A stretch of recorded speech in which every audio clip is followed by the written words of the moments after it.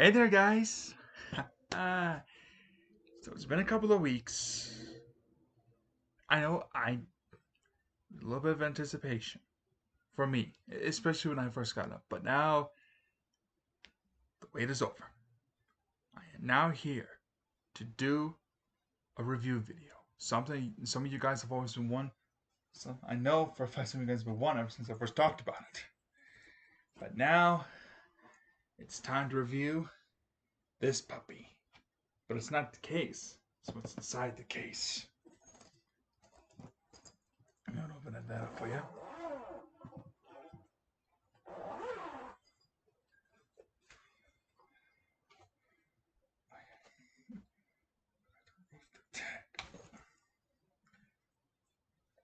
This puppy right here.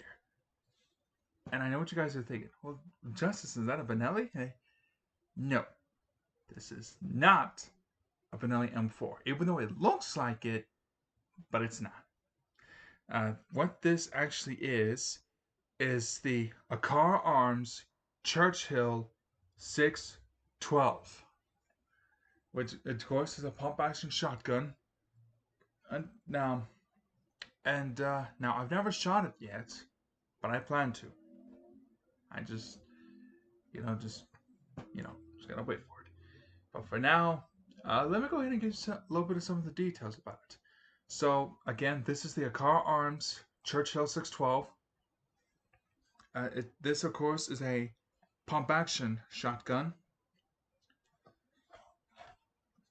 and the original Akkars, all Akkar models are originated from Turkey, but the AAA Corporation is from Cocoa, Florida. Yes, that's a real place. Now, even though it has the name Churchill, it's not named after Winston Churchill. I can promise you that. But this particular variant, of course, has the pistol grip and fixed stock, which is actually something that I really do like. Now, of course, according to Colorado state law, if you ever do plan on getting a shotgun, you could only have 5 shells in the capacity. So either all 5 in the tube or 4 in the tube plus 1 in the chamber. But of course, this particular now of course, if you ever wanted to, you can go for 6, but I would not recommend that, especially if you're living here in the Colorado area.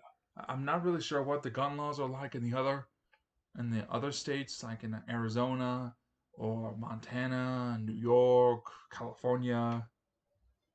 I don't know a lot about it. But now, but with that being said, this here is actually a pretty interesting shotgun. And one thing that I just noticed, look closer here, is that it has a small little lever there. So it has some of the mechanics of the Mossberg platform, but it also has some of the functionalities of your Remington 870. However, though, this particular one, though, is rather different a little bit and interesting. Now, this is not the first shotgun I've owned. I actually remember a couple of years ago that I owned a Citadel Boss 25, which was a magazine-fed semi-automatic. This one, however, though, is a pump gun. It goes to pump action. And on the top here, it has a rail system here, so you can put on your optics. But another thing is that it actually has a breacher device here in the muzzle, which which is actually really good for military and law enforcement applications. Especially if you ever go into a building and they said, "Hey, buddy, we need a breacher over here." Well, you just load this up y'all with some breacher rounds, and then you're good to go, and you're ready to rock and roll. But the main but the biggest thing that really attracted to me aside from the price, yes, this one was a really good price. The starting price was close to $250. So this here was about half the price, or even 3/4 of the price for your regular Mossberg shockwaves, Mossberg shotguns, Remington shotguns, and it's a large fraction of the price from your Benelli M4, your M1014, your Super 90 platforms, and even some of the old double barrel shotguns too. Now, like I said, I never fired yet because I just got it. But uh, but that was just one thing, was the price. But the biggest thing was it was actually the sights, the iron sights. Now, now as you can see, well, actually you probably can't see, but this particular one, there we go. This particular sight is what's called the ghost ring sight, which is something that I really do like and enjoy.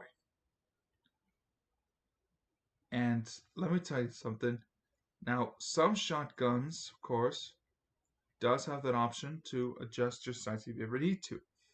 Especially this particular one, because I can see the screw on here. But another thing is that if you look at the front, it has a illuminated red dot sight on there with a wide post, which makes it for really good target acquisitions. And so now I know some of you guys probably gonna ask me, how do you handle it? Well, first we have to, but first, please, before I go any further, let me tell you guys this: if you ever do plan on getting a firearm for whatever reason, whether it be either for competition, for personal defense, concealed carry, range time, whatever, please remember the 4 rules of gun safety. Number 1, treat your weapon as if though it is loaded, which is something you should do with whatever you have. Whatever weapon system you have, whatever platform it is, please, guys, treat your firearm as though it was loaded. Safety is a very big and important factor. Number two, you have to be careful, because you should never, in any way, shape, or form, point the weapon at something or someone unless you're planning to destroy the target. I've seen plenty of gun videos where people do stupid stuff. Please, don't be one of those guys. Number 3, no matter what, for whatever reason, it was either an inspection, for a cleaning, whatever, keep your finger off the trigger at all times, unless you're planning on shooting. And the 4th one is, this one's connected to all 3 of the rules. But rule number 4, you gotta have awareness. Be aware of the target, not only of what's in front of you, but also what's behind it. Be aware of what's going on. Be careful about other people that could be around. Because, again, safety is very important. So please, if you ever do plan on getting a firearm, remember those 4 rules. Because it can keep you safe, it can keep other people safe, and plus, it can keep you away from trouble. It can keep you away from trouble, which is the important thing. Anyways, with that being said, let me show you guys how to operate this. Now again, with the Churchill, it's similar to the Mossberg, similar to your Remington 870. All you have to do is just flip on the safety from safe, because you can't operate the pump if it's unsafe, and set it on fire. And you could tell it's on the fire position because of the small red ring there. And of course, all you have to do is just work the pump. Oh, wait. Gotta press the lever down first. This lever here.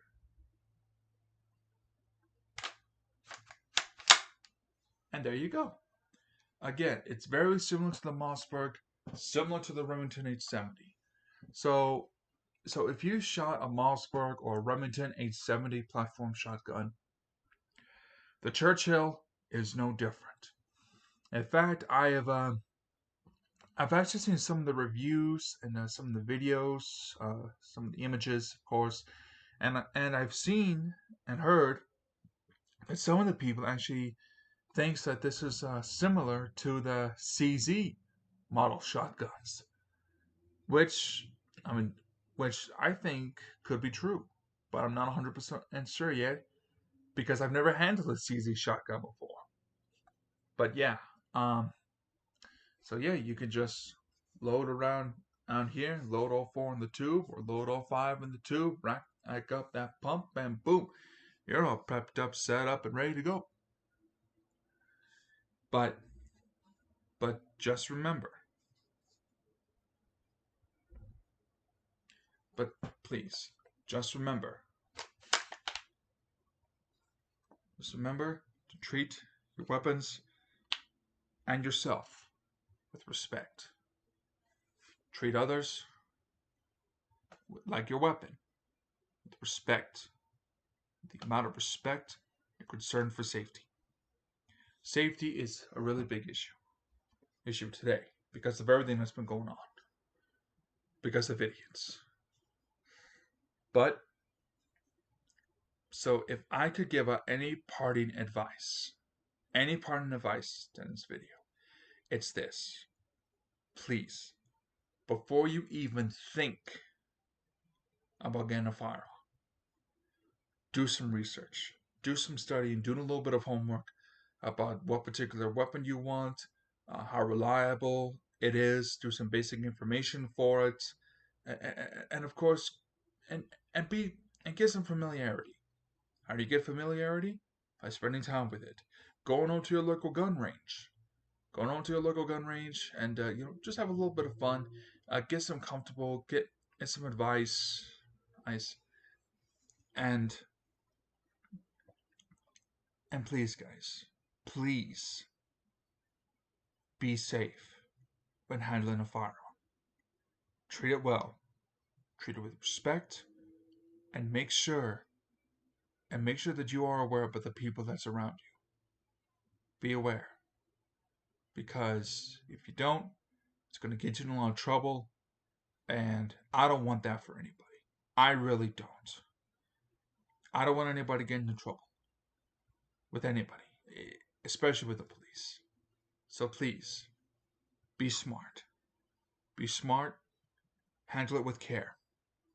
Remember the rules, and do a little bit of homework about your home state's gun laws. And I know for a fact that there are plenty of government officials who are trying to remove our rights, but people like me are not going to let that happen. The Second Amendment is part of the Constitution for a reason. It's to defend ourselves with the right to bear firearms. Last bit of advice what I could do is that join an organization, join a gun club, just join a organization or a group that are big Second Amendment and supporters or advocates. Join maybe the NRA or maybe the USCCA or just any kind of local gun ranges that you can get the proper training, and you should be all good to go. Anyways, with that there of course being said, thank you very much. I do apologize for the delay of this video. I know it's been overdue, but yeah. So yeah, that's pretty much basically it. If you haven't yet, please subscribe over my channel. Really help me out a little bit. Excuse me. Even though I mainly do this for a hobby. And let me down in the comments below what you think. Do you think it's a really good gun? Do you think it's somewhere in the middle of the road? Um, yeah, I mean, just feel free to voice in your opinions and everything. And yeah, again, be safe. Just have a nice time. And yeah, just do a little bit of studying. And if you're ever interested in joining a gun club, yeah, look it up. Look this guy's up somewhere local. Either within the city, within the county, within the state. And just, yeah, just give them some support. And take care, guys. See you next time. Bye.